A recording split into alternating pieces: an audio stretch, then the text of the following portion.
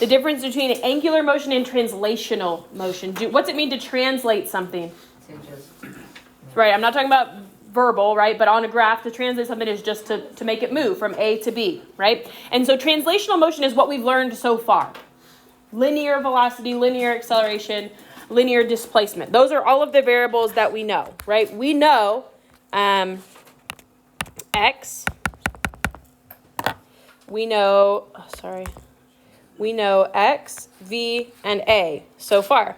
But now we're going to have a set of variables that are for the angular portion of that. And so for our displacement, we're going to use a variable called theta.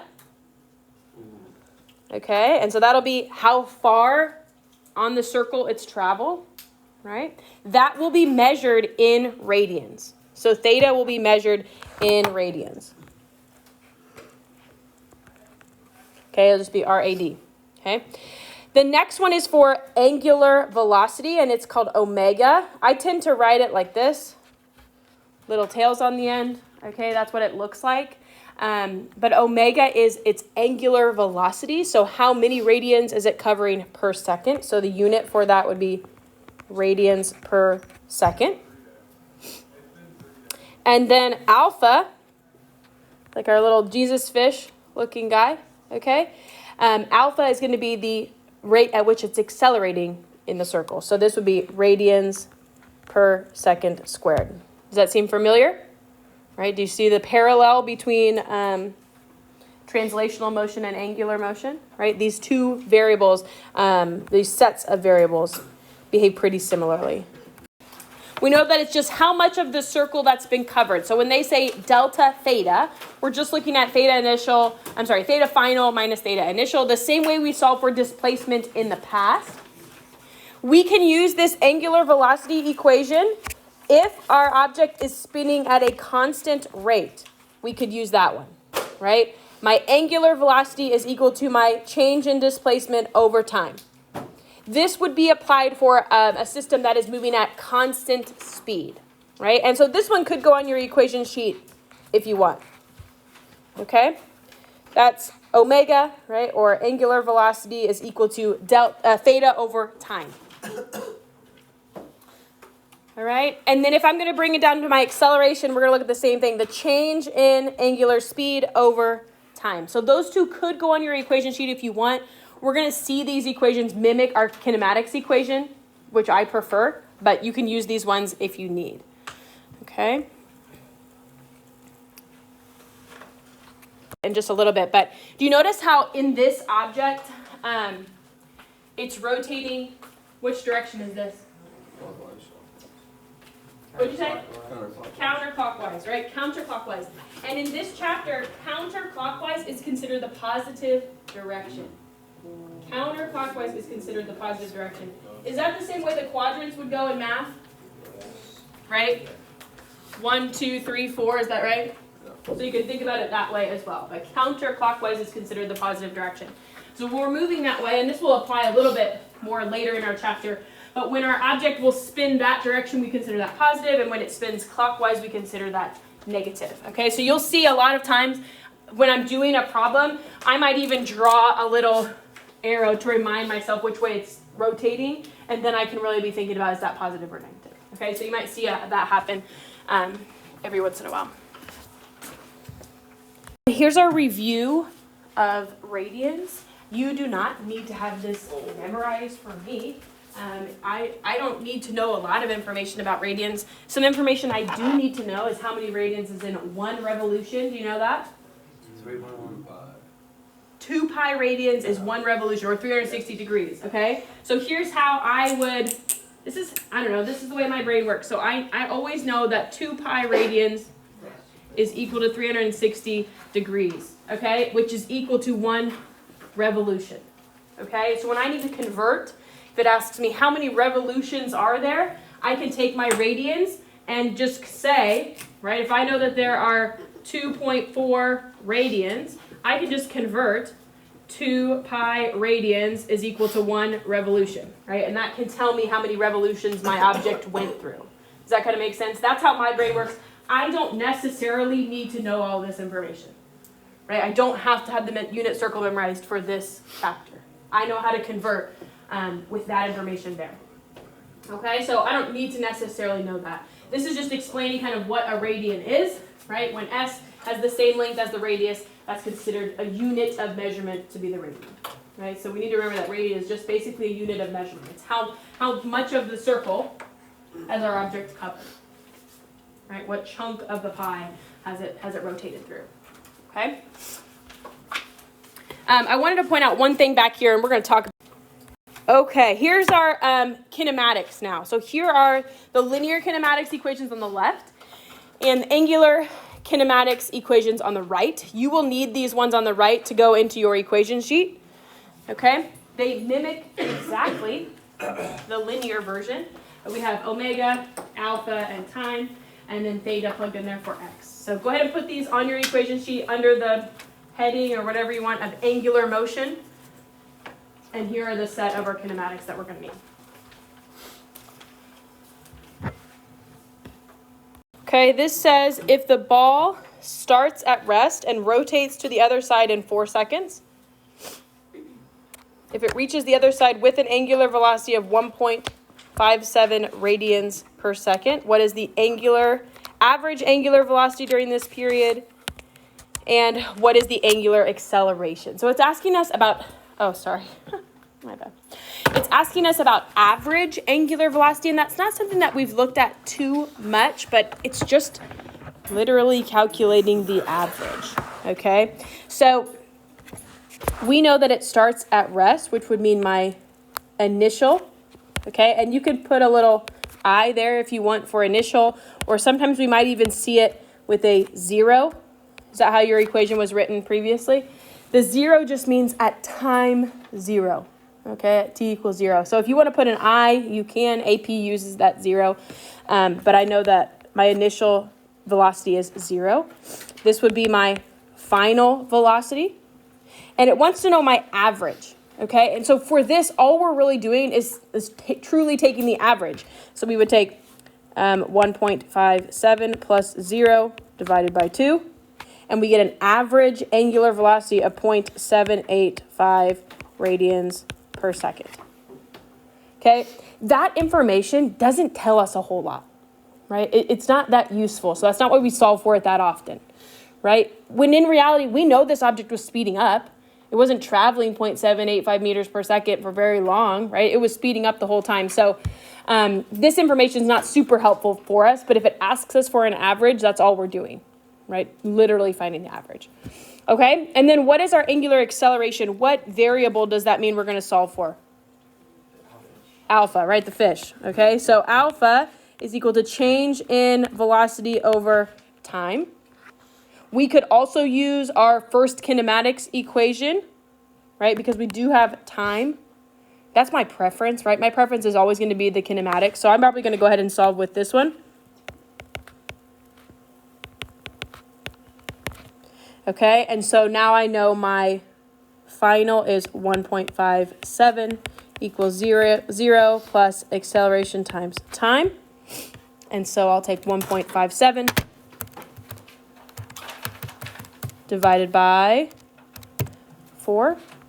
And I get an alpha or angular acceleration of 0.393. And what would my unit be for? Radians per second squared. Okay. Do you guys see on your slides? I got these slides from somewhere else, so they have a QR code that you can go watch the video that explains this problem. Okay, so if you're going back or studying or you're not sure how something went, you can always go take that QR code and it takes you to this guy's PowerPoint and his videos, and so you can always watch them. Okay, yeah, go ahead, Hope. Just finding, we used 2 right here because we were literally just finding the average. So we added those 2 things together and divided by 2, right? If there was, there's not 3 velocities, but if there was 3, we would add them up and divide by 3. Yeah. Not something that we're going to have to solve for very often because it's not super useful. All right. This is now how we can connect. How can we connect angular information with linear information? Okay, or translational. Translational is the same as linear, okay? So how can we connect its angular velocity to its linear velocity. How can we connect its angular acceleration to its linear acceleration? We use these equations here. Okay, I'm going to rewrite them like this. X, okay, X, which would be measured in meters, is equal to radius times theta. Okay, how many radians it's covered times the length of the radius tells us how many actual meters it traveled along the arc of the circle. Okay, so this one would be measured in meters. Meters, this would be radians. Okay, if I wanted to solve for the velocity, the actual velocity, I would take radius times the angular velocity.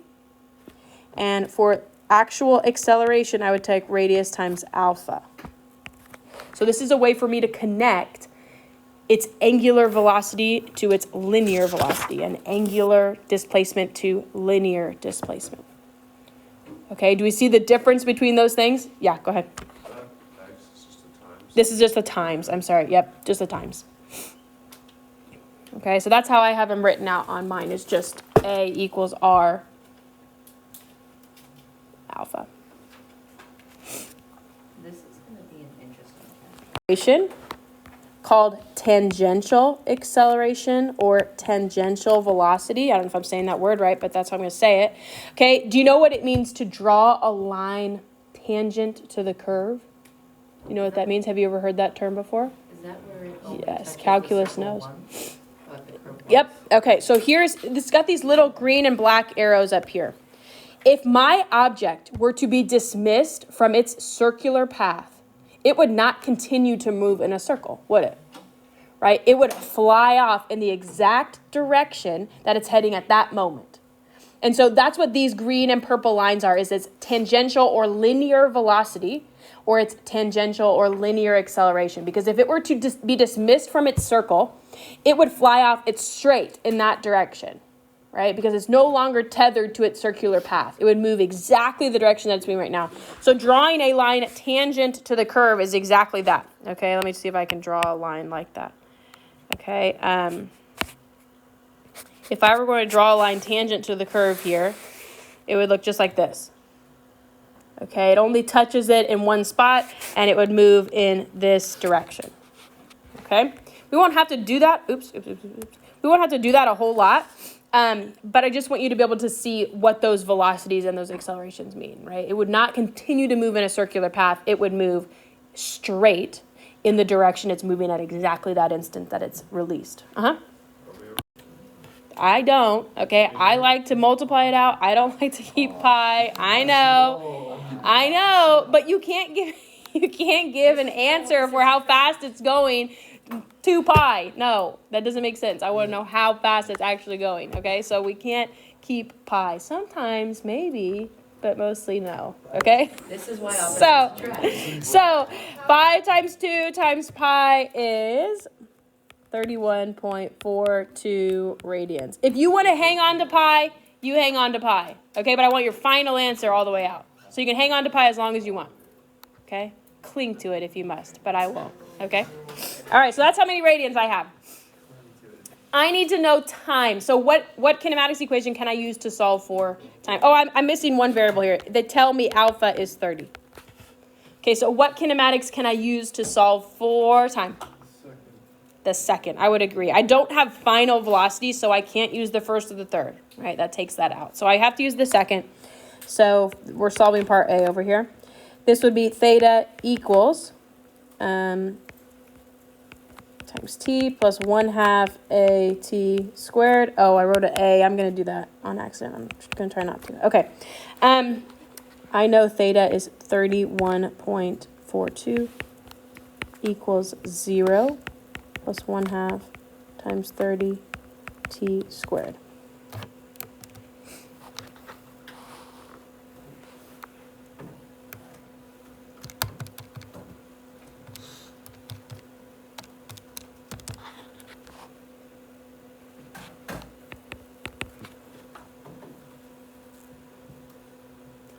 All right, and so t equals what? Yep, 1.45 seconds. Why do we not have to have a new variable for t? right? Time doesn't matter if it's angular or linear, right? Just like it doesn't matter if it's horizontal or vertical, right? The times are a crossover variable. Okay, what was the angular velocity after rotating 5 times? Could I just do this? Can I do that? Omega equals theta over t? I can't. Okay, yeah, the fact that I'm asking the question leads you to think no. I would agree. But why can't I use that one?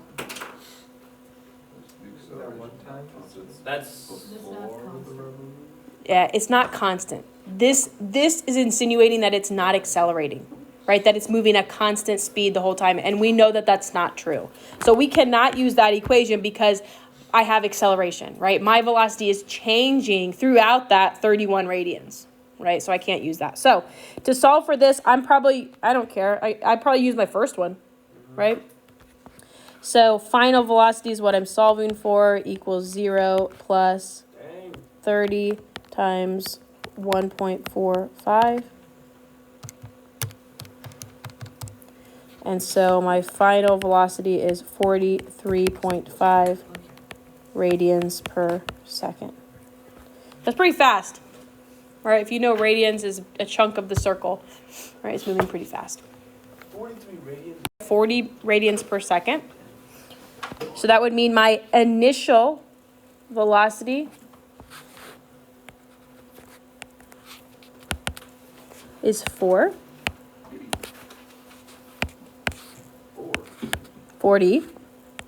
Thank you. 40 radians per second. It decelerates at a constant rate. We don't know that rate yet. It stops rotating after 20 revolutions. Oops, I'm backwards here. 20 revolutions. I want to go ahead and convert that. 1 revolutions is equal to 2 pi radians. You can hang on to pi if you want. Okay, 40 pi radians, whatever. How fast was the edge of the bar moving initially in meters per second? So we don't even need all of our information just yet. Okay, how fast was the edge of the bar moving initially in meters per second? What variable does that mean I'll solve for? Just regular velocity. So that means I'm looking for regular v. And so I've got one way to connect velocity and angular velocity. So that is v equals r times omega, right? So that means I can just take velocity equals radius. Do I need to cut that radius in half? No, I don't. Times here. So 160 meters per second. I'm going to take the radius times that angular velocity. The radius is the length of the bar. Is it always gonna be Four. this way, or is there gonna be ones where it's just like the bar is on like? Well, if it spins from the center of the bar, it would have to tell you that. Okay. It would have to tell you that. But, Or if it spins from like. right, we'll get into that in the chapter we talk about torque. But right now, we're assuming that it's spinning at this end axis point. Okay, what is the angular acceleration of the bar? That means we're solving for alpha. Okay. Yeah, sorry, go ahead. It says the edge of the bar. Are other parts of the bar moving at different speeds? They are not. Well, okay, that's a great question. Wow, Brendan, great question. Ask it again, see what we think. Okay, so the edge of the bar is what we solve for, but I wanted to know if other parts of the bar are moving faster or slower. Discuss. Okay, why? Because it's traveling less distance over that time. Bingo. Okay, this is the answer. Every part of the bar has the same angular velocity because it's covering the same chunk of the circle. But linear velocity increases the farther we get because radius is a part of that problem. So if my radius increases, it's moving faster, right? Radius decreases, moving slower, right? But those are two different things. They're moving at the same angular speed, but not the same linear speed. Excellent question. Okay.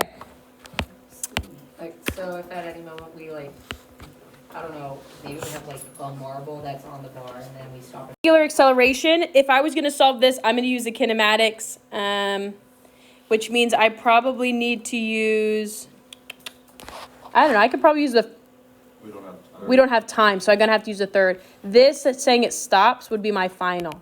right? My final will be 0. So if I'm going to use the third kinematics, I'll go 0 squared equals 40 squared plus 2 alpha, and then 40 pi radians. Okay, so let's solve for alpha there.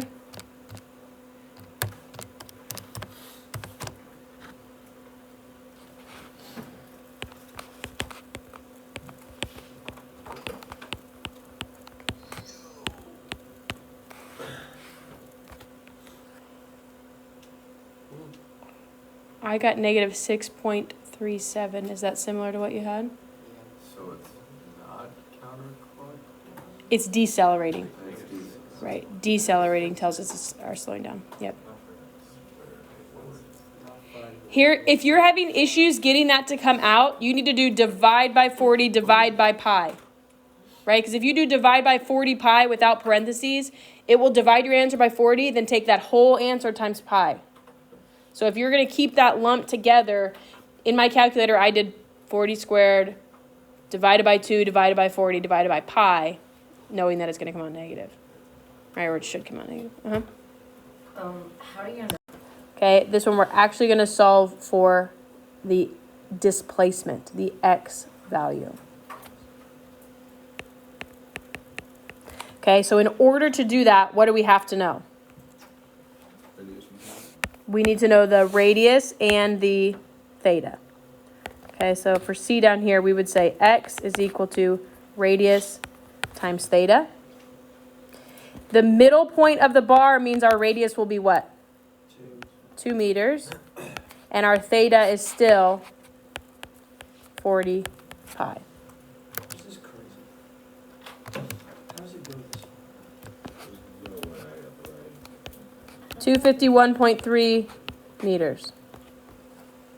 How does it go that far? What's the circumference? How do you solve for the circumference of a circle? 2 pi r. 2 pi r. 2 pi r. So 2 pi times the radius. The circumference itself is 25 meters. Right? So just think about how that is gonna play out, right? It makes 20 revolutions, but it's not the whole, it's just the halfway point. So it's making half that. Do you see what I'm saying? Do you see the scale of that? So it seems like it's traveling a lot, but it does, right? It makes 20 revolutions, and it's a 4 meter long bar. 4 meters is a really long way, right? We're not talking about a bar this big. 4 meters is a long, I mean, that's like me to the wall probably, right? It's a long bar. So it's going to be moving really So fast. it's moving really fast, and it's moving a pretty good distance. Okay, why don't you try this one on your own? Let's see if we can try this one on our own. Okay, I'll give you a little head start. Okay, try this one again. It starts at rest. There's a couple different things we got to work through here. I apologize. Okay. A wheel starts at rest and accelerates uniformly for 10 seconds until it reaches a maximum speed of 25 radians per second. The wheel runs for another 37 seconds, then shuts off. It decelerates at that rate. What is the time interval it takes the wheel to slow down? Okay, so there's a lot happening here. The wheel speeds up, then it moves at constant velocity for a while, then it starts to slow down. So we've got to work our way through there a little bit. Yeah, go ahead, Brennan. We probably can't assume that it's sped up at the same acceleration as it slowed down. I would agree with that. That would seem right. I would agree. It tells me what my deceleration rate is, but it doesn't tell me what my acceleration rate is. Do we need to know that? I don't think we do. I think that's a good point. I don't think we do. So let's talk through what we do know. We know my very initial velocity is 0. It accelerates uniformly for 10 seconds. It reaches a maximum speed of 25 radians per second. In order to solve my final answer, do I really care about that segment of my motion? I don't think I do, right? Because I want to know how long is it going to take for it to slow down. So it reaching that speed really doesn't have anything to do with my problem. Will we agree with that? Okay, so I don't really care about that, which means this 25 seconds now becomes my new initial velocity. When it says time it takes for the wheel to slow down, do they mean like stop spinning? Yeah, we're going to go all the way from 25 to 0. Okay. Yep. So it moves at a constant speed for 37 seconds and then shuts off. Do I really care about the 37 seconds? No, I'm only looking at the interval of it slowing down. So this means that my initial velocity is 25. My final velocity would just be 0. My acceleration, it's negative 1.5. And why is it negative? Because we're slowing down, we're decelerating there. And so I just need the time, right? That's all I need. And so I think I can just use my easy kinematics problem, my easy kinematics equation to help me get there. I agree. Okay, so 0 equals 25 plus negative 1.5 times t. That one actually was not as bad. 25 divided by 1.5. I'm So a little confused about the drawings. That's the grinding. Definitely a pizza. all points in the body have the same what? Okay, so all of these problems we're talking about rigid object. What do I mean when I say rigid? What does it mean for a body to be rigid? It's not like flowing everywhere, right? It's stiff. Yeah, so when we talk about this motion, we're talking about stiff objects. So when we do that about a fixed axis, so our axis is not moving, our object is stiff or fixed. All points have to have the same what? What do we think? Tangential speed. What's the variable for that? Regular v. Angular acceleration. What's our angular acceleration variable? Alpha. What's tangential acceleration? Regular A. And sometimes you might even write a little tan right there. Linear displacement, what is it? X. And then centripetal acceleration is AR, A radial. Okay. Which do we think? All points have the same what? I agree that it's B. Because all of these other things are affected by what? Affected by the radius, affected by the radius, affected by the... Everything else is consumed or affected by the radius, how far it is from the center axis. But angular acceleration is not, right? Every Oh, right, yeah. particle in that object is moving with the same angular velocity and angular acceleration, but angular velocity wasn't an option there. Okay? I want you to try this one on your own. Already, right off the bat, do we need the mass? No. Don't let numbers freak you out. All right? Nowhere in our equation is mass.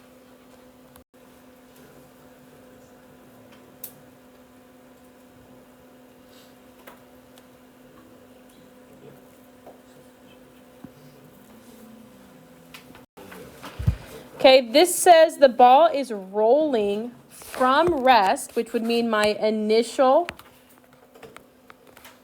omega is 0, with a constant angular acceleration. So I don't know what it is, but I know it's constant. If it takes 3.6 seconds for it to make the first complete revolution, how long does it take to make the next complete revolution? So tell me this, do you think that the time interval will be the same? Is it going to take the same amount of time for it to make the second revolution? What do we think? Longer or shorter time? Shorter time. It's going to speed up as it rolls down the hill, okay? So we know that the time it takes to make the first revolution is 3.6, but I don't know how long it takes to make the second. So tell me, what's my pathway through my problem here? Bingo. Use my time to find my acceleration because it tells me my acceleration is constant. So once I solve for acceleration, I can use that in like the next step. Okay, but Brandon, what was your question? I was gonna ask about maybe using was it sliding where you know the triangle and the triangle? Yeah, it would have to be sliding there. But which Oh, you mean to use like on an incline, forces on an incline? I think that'd be way more. It would be more complicated. Yeah, because we don't know any information about our incline here, right? I don't know my angle or anything like that. Yeah. Okay, do I have enough information to solve for acceleration at this point? With what I have written down, do I have enough?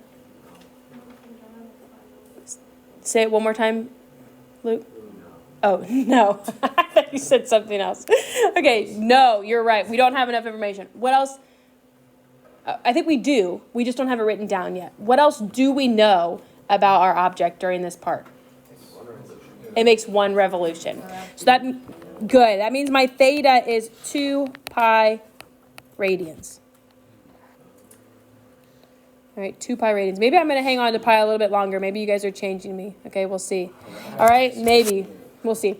It makes 1 revolution during that segment. So I'm able to solve for alpha now with my information here, probably with my second, because I don't know final velocity here. So second. So let's see what that looks like here. If I'm actually not going to write part A because there's not part A.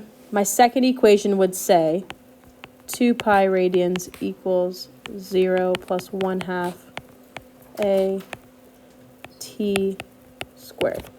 All right, and this is just allowing me to solve for the acceleration at this point.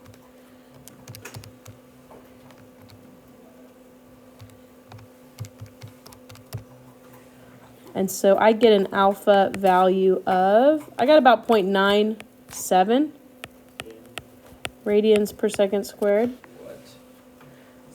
Does that look something like what you have? Okay.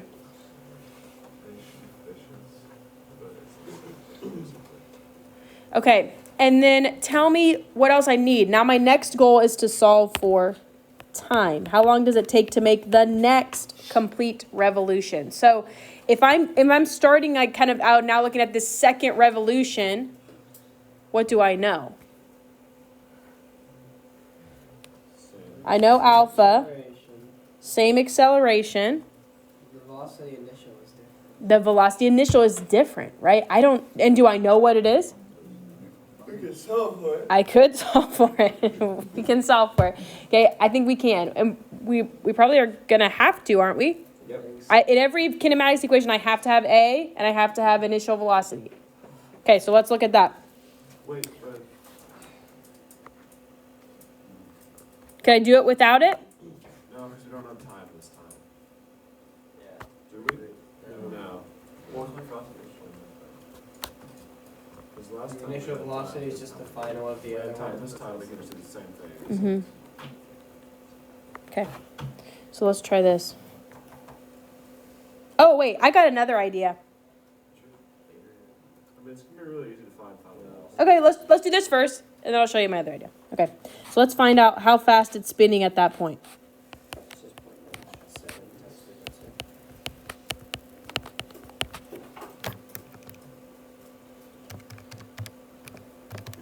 So that's 3.49. And so now I can come over here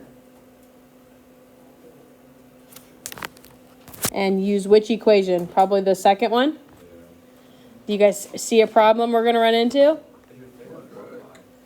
Theta for this next revolution is just 2 pi. Because we're just looking at the second revolution. Are we seeing an issue yet? Okay. Okay. Okay. Yeah, This is second revolution we're talking about over here. Second revolution. Okay. So 2 pi is equal to 3.49 times t plus 1/2 97 t squared. We have to use the quadratic. dang it. It's not a problem, right? And it's not really a problem. You're just doing some extra work, right? Do you remember how to do the quadratic? I guess you guys all programmed it into your calculator. So you're not too bad. Okay. So this would be Right, it's 0.485 t squared plus 3.49 t minus 2 pi. Right? If I'm going to set up the quadratic.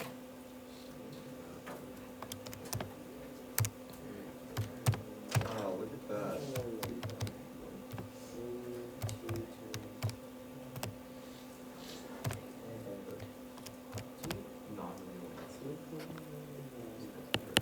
And we plug in 2 pi or we put it in?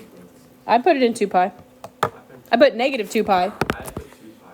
No, it needs to be negative 2 pi because you had to move the 2 pi over, right? Because if I'm going to do the quadratic, I got to have it equal to 0.